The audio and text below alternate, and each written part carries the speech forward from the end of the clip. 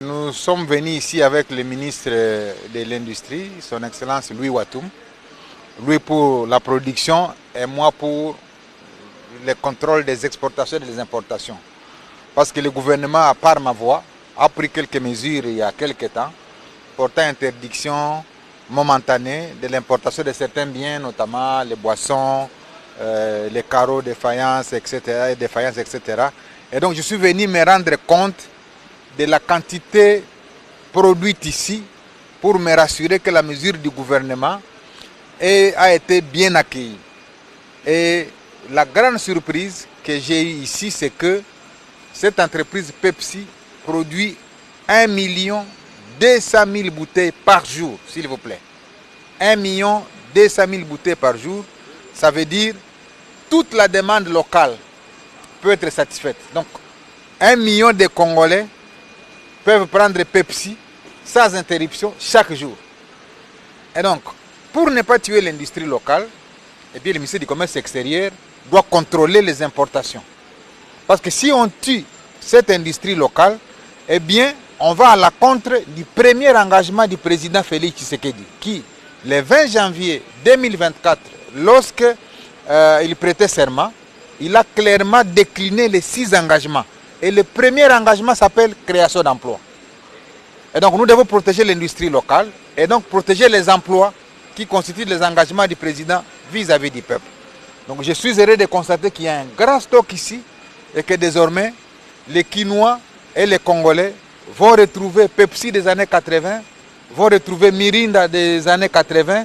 Et j'ai eu à voir dans l'histoire, c'est que la première bouteille produite de Mirinda à Kinshasa date de 1997. Ça fait 27 ans. Et 27 ans après, le président Fachi ressuscite Pepsi à Kinshasa. Je crois que le peuple congolais le retiendra. Cette entreprise a été initiée il y a seulement 3 ans.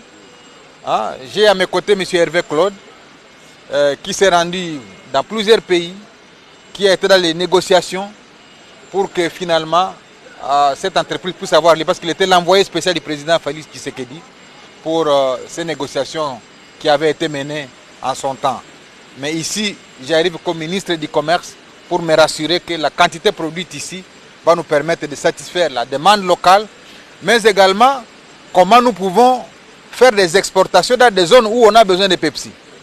Déjà, Congo-Brazzaville fait la demande, le Cameroun fait la demande, le Gabon fait la demande et toute la partie ouest africaine fait la demande parce qu'il n'y a aucune usine Pepsi qui est basée là-bas.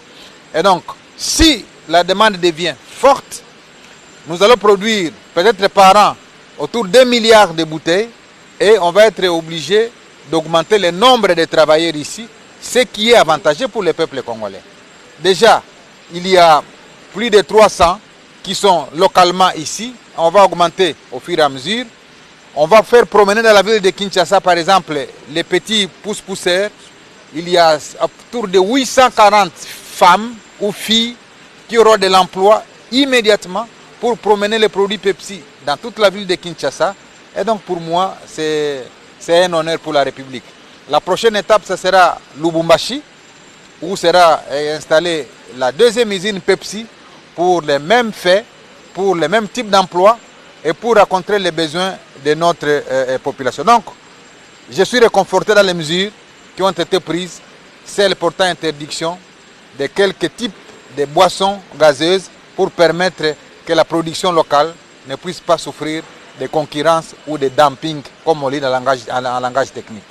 Je voudrais donc féliciter les responsables de Varun Beverage qui se sont coupés en morceaux parce qu'il y a quelques temps, on passait par ici, c'était de la brousse et personne ne croyait qu'une usine comme celle-ci pouvait pousser dans cet espace. Donc bravo au manager de l'entreprise, bravo au président de la République qui a cru qu'il est possible dans ce pays de faire renaître de nouveau l'industrie congolaise comme fleuron en Afrique centrale.